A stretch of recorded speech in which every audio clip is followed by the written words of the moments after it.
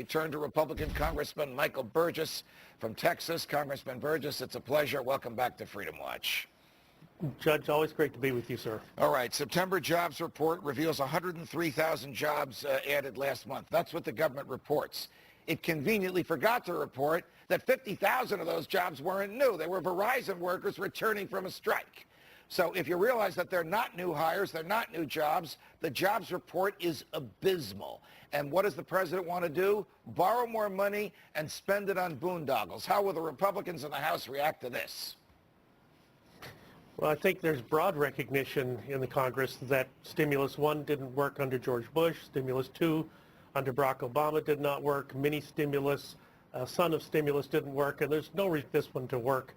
If stimulus worked, we'd be done with this. We wouldn't even be talking it. But it doesn't work, and it's been proven not to work, and the president has his own difficulties that he can't get his own side to really show anything other than just a glancing interest in this bill.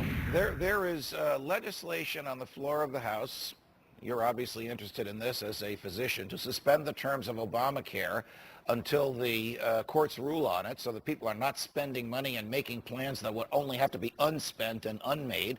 There's legislation on the floor of the House to reduce the corporate tax rate to zero, so that that's money that's taxed twice anyway, so corporations would have more money with which to hire people. Are those things going to get anywhere, or are they doomed in the Senate, or further doomed if they ever make their way to the president's desk? Well, that's been the unfortunate life cycle of any reasonable legislation this year.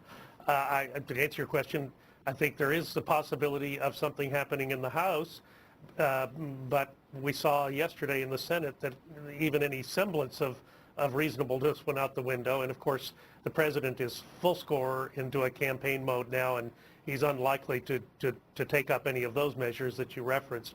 I just got to tell you, I mean, my recommendation to the Select Committee, you want to save $1.7 trillion, not jeopardize any benefit that anyone's receiving today, put the brakes on Obamacare. There's a $1.7 trillion price tag that has not been started yet. If we start that entitlement up, then Katie barred the door. The Treasury's completely at risk. Now could that happen? Could the super committee actually come back with a recommendation that profound? And if they did, is this something under the rules that the House and the Senate would have to vote yay or nay on? There could be no amendments and there could be no votes? I mean, stated differently, is this a pipe dream that I have, that the super committee procedure could get rid of Obamacare?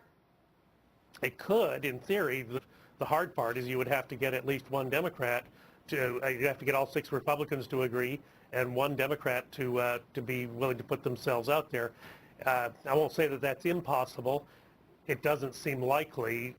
Smaller, more provincial steps are the ones that seem the more likely to happen. But yeah, everything that comes out of that super committee on Thanksgiving Eve has to be voted on before Christmas Eve, and it's an up or down vote. We don't get to amend it. We don't get to debate it.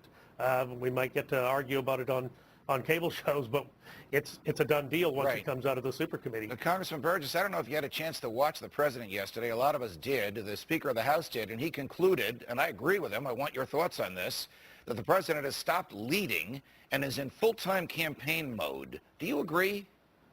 Oh, absolutely. In fact, the president was in Texas, just a few miles away from where I sit right now on this week, and talked about how bad Republicans were at not passing his jobs bill. But look, Mr. President, if you want to create some jobs in North Texas, come back down here and tell the people at the Lockheed plant that you're going to allow those 66 F-16s to go to Taiwan that we've already agreed to sell.